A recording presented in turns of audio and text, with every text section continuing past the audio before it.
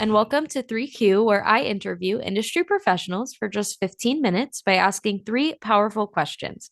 I'm your host, Rachel Vogel, and tonight's guest is Lisa DeLuca. Lisa currently serves as the head of artist relations at HeadCount, which is a nonpartisan organization that uses the power of music to register voters and promote participation in democracy. Prior to joining the organization, she spent 20 years at major record labels, including Epic Records.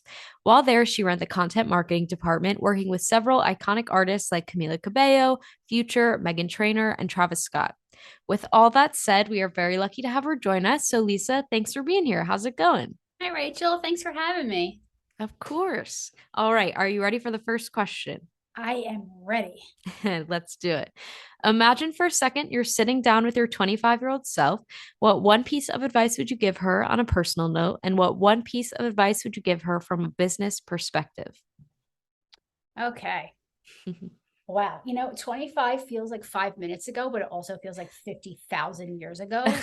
Like I'm low key old, but like I don't feel it. So I guess I would tell myself at 25, I feel like at that age, I was really living my best life in the music business, like having tons of fun. I think I was at Warner at that point, and I was in the video promotion department, which doesn't even really exist anymore.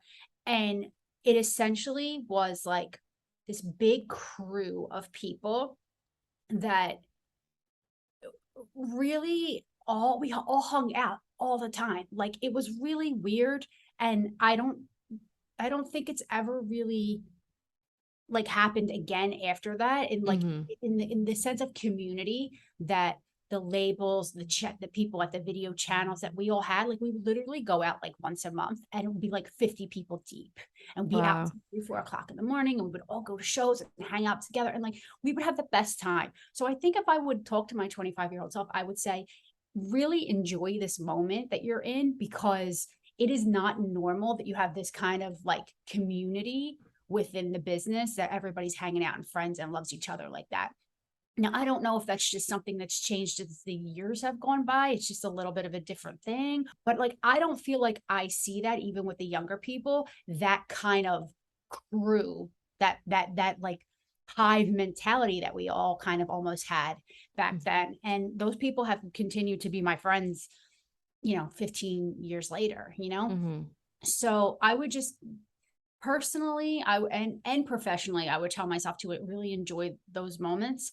Personally, I would also tell myself to take my time, take my personal time, and like not get burnt out, because we all know that that can happen.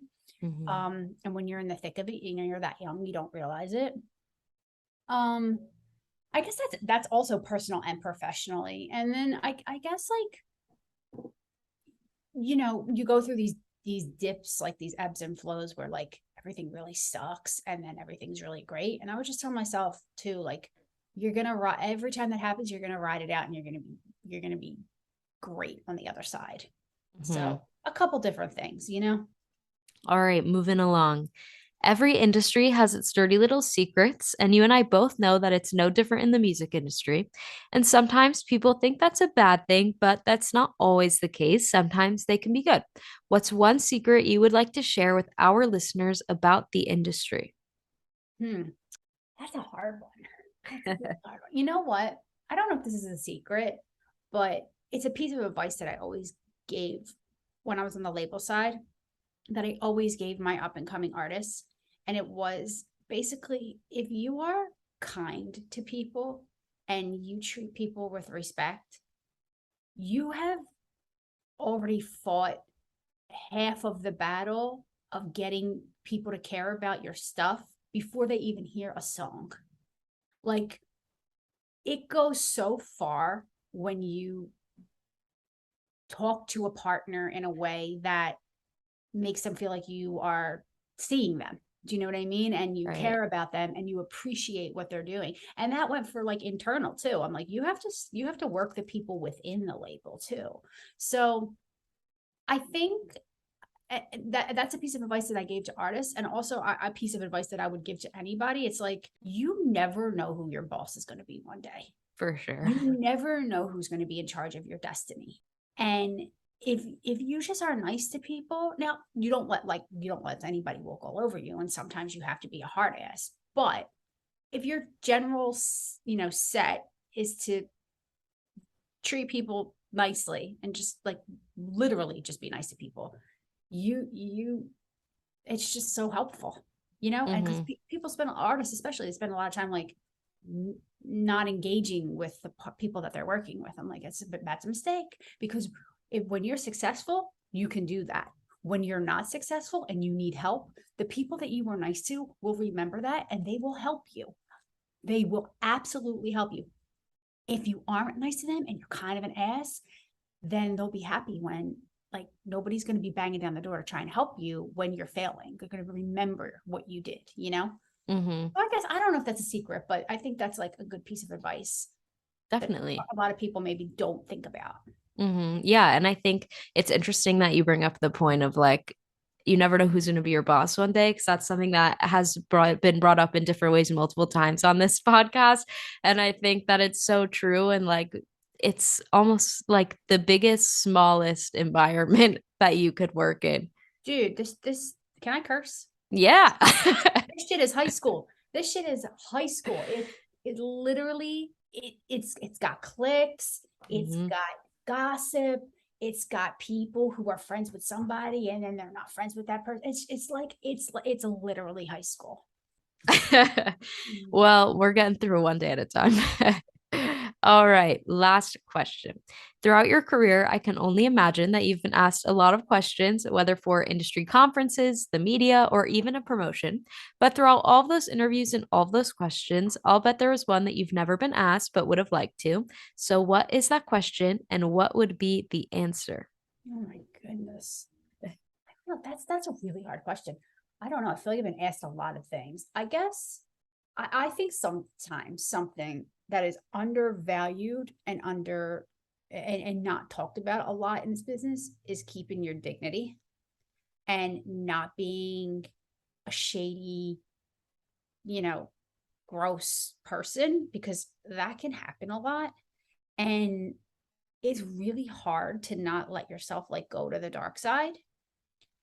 And I think it's not appreciated as much when somebody is a straight shooter and just puts their head down and does the work and doesn't worry about schmoozing people and like not getting ahead by like being best friends and like sucking up to people. And I wish that, that was more valued and people asked me more about that and like how to be that way, and as opposed to how to utilize those other like gross tactics to get ahead. And, people do those things because they work and they still work. And it's just a huge bummer. And someone like me, I think, who has always been a straight shooter and has not, I don't lie to get ahead and I don't use people to get ahead. I just like do the work. And Mhm. I think that I wish more people cared about that. Right. So, if somebody were asking you, how do I do that? What would be your answer? Basically, that is the answer. It's like, just be honest, be Right. forthright, don't lie to people, don't go behind people's back and screw them over, don't look for the easy way ahead. And I know, again, it's called the easy way because it's easier. And when I'm on my deathbed or when I'm out of this business, like, or when people look back and talk about me, they're going to talk about me and be like, Lisa was a real one. Like, she didn't pull any punches, she didn't play around, and people respect me for that. Now, did it always help me get ahead? No. Did some things take me longer doing it that way? Yeah, and that sucks because it shouldn't be that way. Mm-hmm. The people who are out there and like I said, schmoozing the Mm-hmm. top people and sitting in people's offices all hours of the night and like just like trying to be their best friend, those people get ahead faster. But they wind up losing, getting these great jobs and then losing them right away because Right. people realize that it was all smoke and mirrors and they don't do the work and they suck. Mm-hmm. Meanwhile, people like me have to try harder to get the jobs that, and then when we get the jobs, it's like, oh wow, this person's amazing. You Yep. know, it's just a stuck. It's just a gross thing that the business is like that, and it's not just the music business. It's just, and For I just sure. wish more people cared about, doing it the right way. I agree. Well, before we close it out, I would love to know kind of what was your transition to HeadCount like, and what made you want to go that route? Um, so I was at a record labels for almost 20 years. I left Epic in February of 2021. So like kind of like the worst part of the pandemic was over, but we were still in it. And I wanted to kind of do my own thing, as so many people did, and be a consultant. And I realized very quickly after I started doing that I did not want to do that. And I do not like it. And I don't want to work by myself. It's not fulfilling for me in any way to be not part of something bigger. Mm-hmm. Like, it's just not for me. And a lot of people like love it, but like it just does not work for me. I'm a social animal. I'm part, like I like to be part of the team, and I don't. And I also personally like having a 401k and sick down time and, medical insurance. Like I'm Right. sorry, like call me the man, but I like being part of a company. So, I started pretty quickly after I gave it like 6 months, and then I'm like, I hate this. So I started looking for a new job. And, as many people in like 2015, I started really getting into politics when, the rise of, the current state of that we're in right now, when that really all started. It became a personal kind of passion of mine.